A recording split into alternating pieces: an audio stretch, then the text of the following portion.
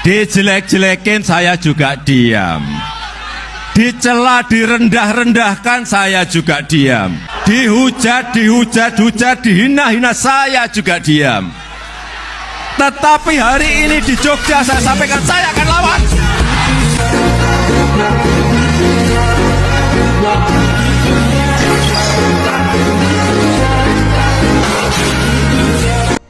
Assalamualaikum warahmatullahi wabarakatuh. Balik lagi teman-teman di channel kajian online. Dalam isu ijazah sudah tak bisa mengelak lagi. Roy Suryo CS benar-benar habis. Bahkan teman-teman, Ibu Megawati Soekarno Putri yang beberapa waktu yang lalu sempat menari-nari di atas isu ijazah juga kena batunya. Bagaimana tidak teman-teman? Ibu Megawati Soekarno Putri kini sedang diperiksa, diteliti keterlibatannya dalam kasus ijazah karena tidak ada angin, tidak ada hujan. Ibu Megawati Soekarno Putri malah memperkeruh suasana dengan menuduh Pak Jokowi mempertanyakan terkait keaslian ijazah Pak Jokowi.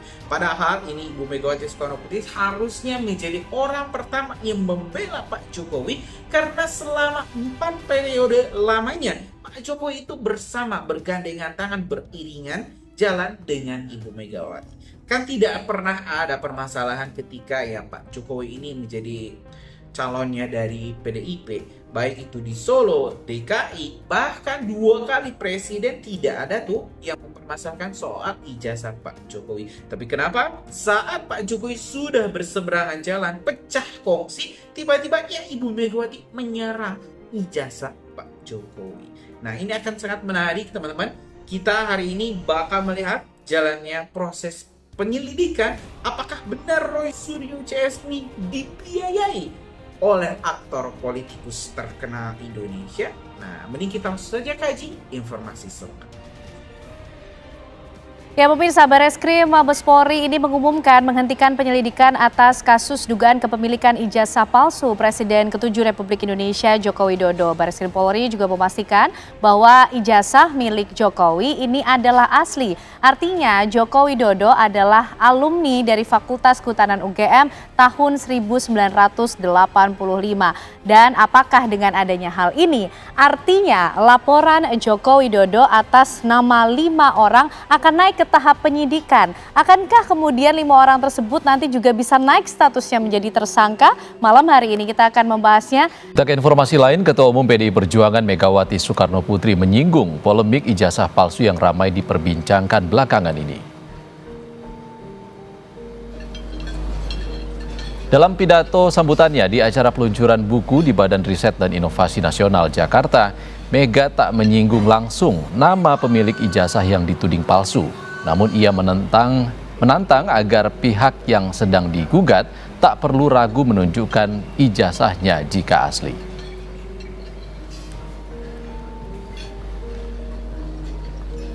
Orang banyak kok sekarang gonjang-ganjing urusan ijazah bendera bomba.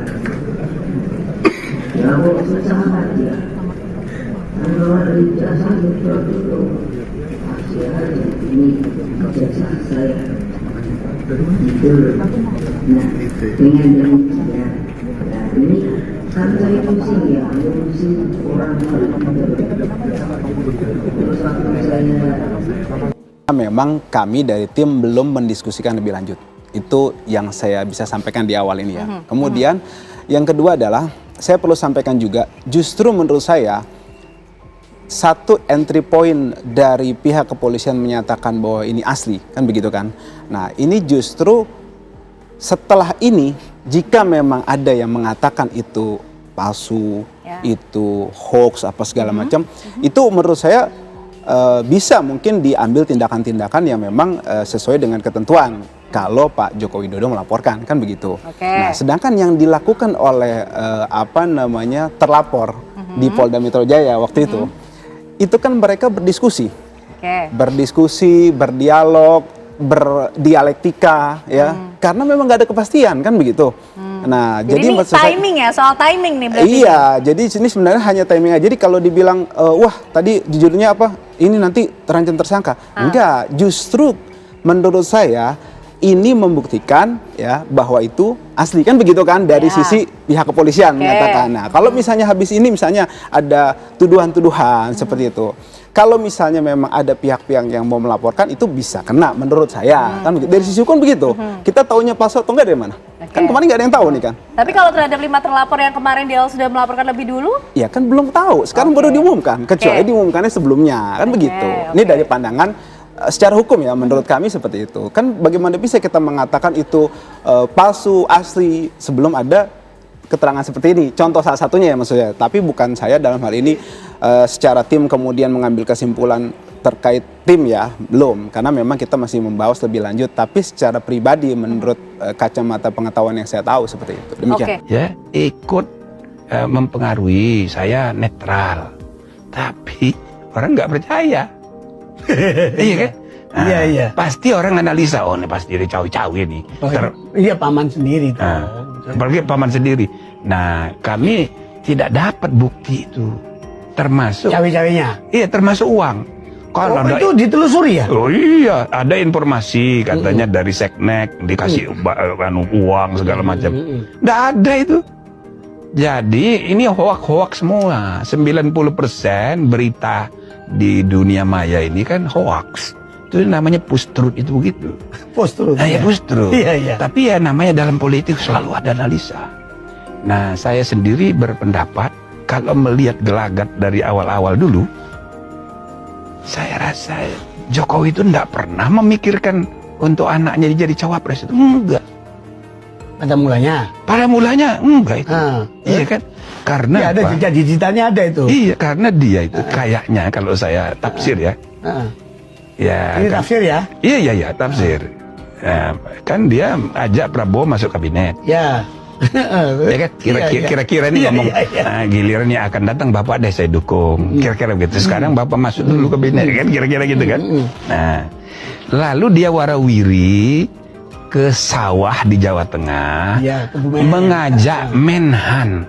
Apa urusan Menhan dengan sawah? Kan tidak ada. Iya. Ngajak Menhan dengan gubernur Jawa Tengah, Ganjar Pranowo, bolak-balik ketemu bertiga ini. Jadi saya dari awal-awal dulu 2021 ya, mulai itu kan kasus, ya kayaknya dia nih maunya Prabowo jadi capres, Ganjar jadi cawapres. Oh, paketnya kayak gitu ya. Kayaknya begitu. Iya. Iya kan? Tafsir. Iya. Tapi ternyata di kemudian hari ini kira-kira dibajak ini oleh Megawati. Karena Megawati bilang, ngapain yo cawe-cawe? Ini kan partai saya ya, ketua umumnya. Anda kan hanya petugas. Kok Anda yang mengatur-ngatur? Nah gitu loh. Akibatnya dia lagi di luar negeri ditetapkan jadi capres. Kira-kira begitu kan? Fitnah ijazah palsu Jokowi terus memanas hingga membuat kita bosan dan bahkan ingin segera selesai. Apakah kalian masih ingat Pak Jokowi pernah bilang, di balik isu ijazah palsu ini ada agenda besar, ada orang besar yang membackup fitnah kejam ini. Nah, sekarang desas-desus itu mulai muncul ke permukaan. Kan saya sudah sampaikan, feeling saya mengatakan ada agenda besar politik dalam tuduhan ijazah palsu maupun pemakzulan. Artinya memang ada orang besar, ada yang made up, ya itu aja. Ketua Umum PDI Perjuangan, Megawati Soekarno Putri, menyinggung soal banyaknya gelar yang ia miliki. Ia menegaskan bahwa semua gelar yang diterimanya adalah asli. Hal itu disampaikan Megawati saat menjadi pembicara dalam workshop pengelolaan biodiversitas dan penguatan hak kekayaan intelektual di Universitas Gadjah Mada, Rabu, 1 Oktober 2025. Bayangkan, seorang presiden yang lahir dari suara rakyat, yang sederhana dan apa adanya justru dihantam dengan fitnah murahan soal ijazah. Sementara para elit yang haus kuasa sibuk bersembunyi di balik gelar dan kekuasaan, seolah merekalah yang paling pantas memimpin negeri ini. Di sisi lain, Megawati justru menyinggung soal gelarnya dan menyelipkan sindiran tidak ada pemalsuan lo ini, yang malah membuat publik geram. Narasi ini jelas memperlihatkan kontras. Jokowi tetap sabar, tenang, dan memilih mempercayakan kebenaran kepada rakyat dan hukum. Sementara elit politik sibuk bikin gaduh, haus kekuasaan, dan menjatuhkan lawan dengan fitnah. Mari kita bahas, Tulis pendapatmu di kolom komentar. Jangan lupa dukung channel ini dengan like dan subscribe karena kebenaran harus terus kita suarakan bersama. Isu ijazah palsu Presiden Joko Widodo bukan lagi sekadar bahan lelucon politik di media sosial. Tuduhan itu kini berubah menjadi senjata politik, dipelintir, dipelihara, dan dipanaskan oleh pihak-pihak yang punya kepentingan besar. Jokowi sendiri sudah jujur menyebut ada agenda politik besar di balik semua ini. Dan yang lebih mengerikan, ada sosok orang besar yang membackup fitnah keji tersebut. Mari kita renungkan.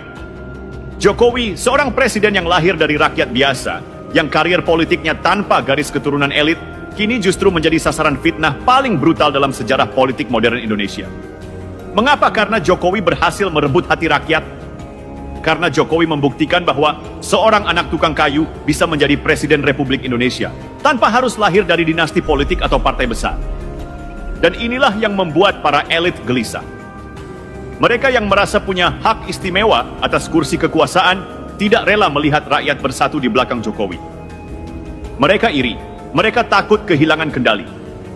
Maka dipakailah isu paling murahan, fitnah ijazah. Sakit jiwa diundang di ILC, di INews. Nih untuk media-media juga nih ya. Tolong media-media, orang-orang gila seperti Tifa, Roy, Egy Sujana, Fadila. Itu orang gila semuanya itu, ngada-ngada, ngarang-ngarang, orang halu. Kenapa diberi panggung? Judulnya saja rakyat bersuara. Yang kalian tampilkan orang gila bersuara.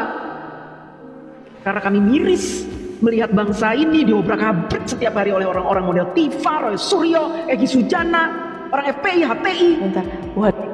Bahkan kalian beri panggung pengacara tidak sopan itu, siapa itu yang tompelan itu. Kalian berikan panggung dia mencak-mencak. Kenapa? INews itu menjadi turun harga dirinya kalau memanggil ibu-ibu seperti saya. ILC menjadi rendah derajatnya kalau manggil YouTuber ini menjadi rendah. Takut nggak ada yang nonton. Hey, harus adil dong. Oh, kami juga mendatangkan ini kok. Ya mereka aja yang kamu panggil. Kita pernah dipanggil nggak? Harusnya kalian itu menampung suara rakyat, benar-benar rakyat yang gelisah setiap hari. Karena dikotori oleh cerita-cerita bohong dari orang-orang pintar itu, yang ngaku pintar itu, yang ngaku sekolah tinggi, yang membodohi rakyat. Orang-orang pintar. Kalian kasih panggung orang-orang seperti itu.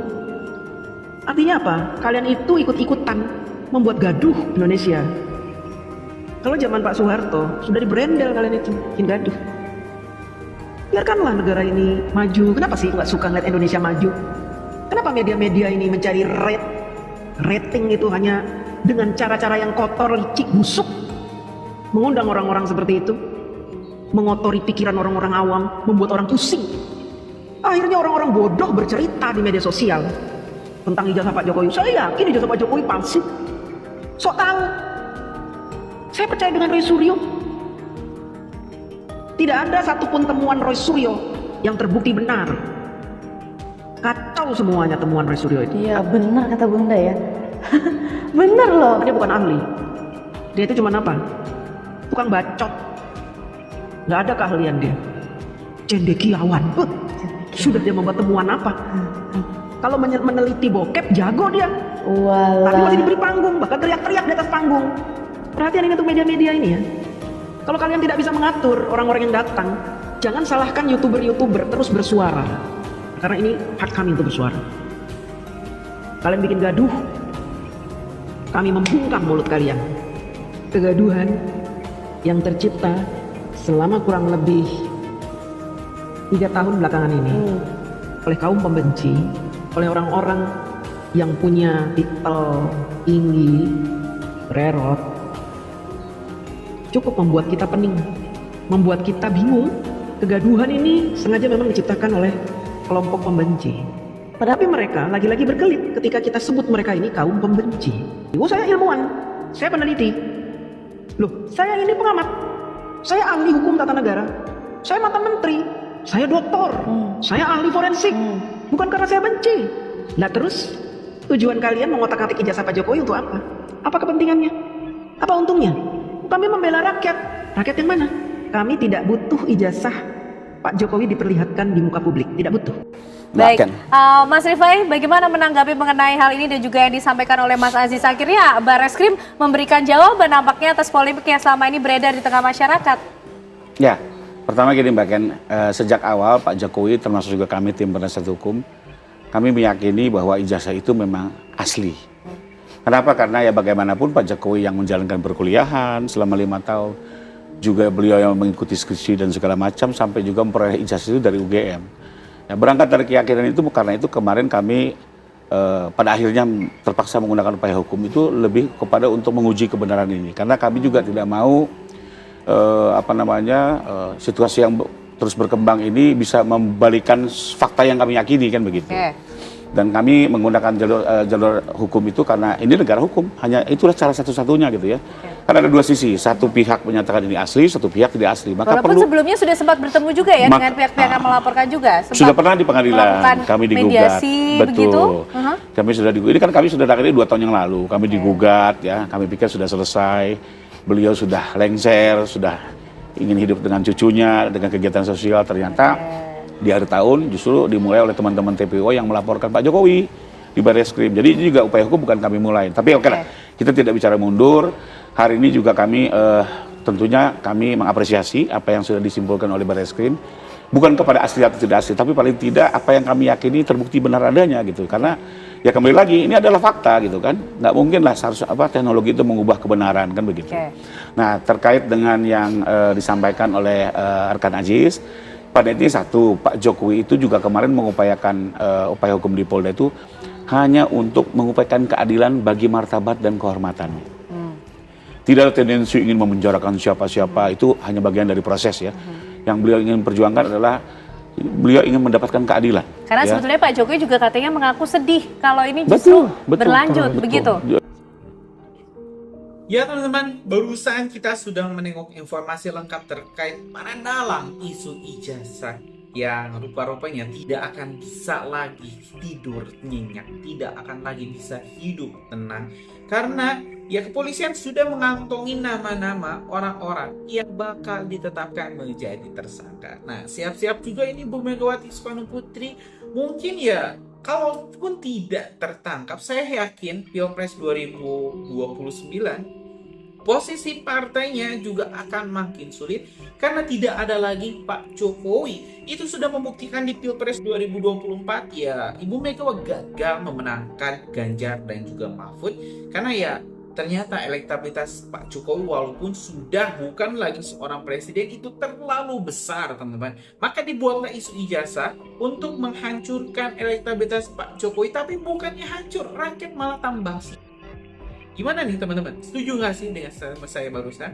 Kalau punya pendapat lain tulis saja di kolom komentar, kita bakal diskusikan. Terima kasih. Assalamualaikum warahmatullahi wabarakatuh.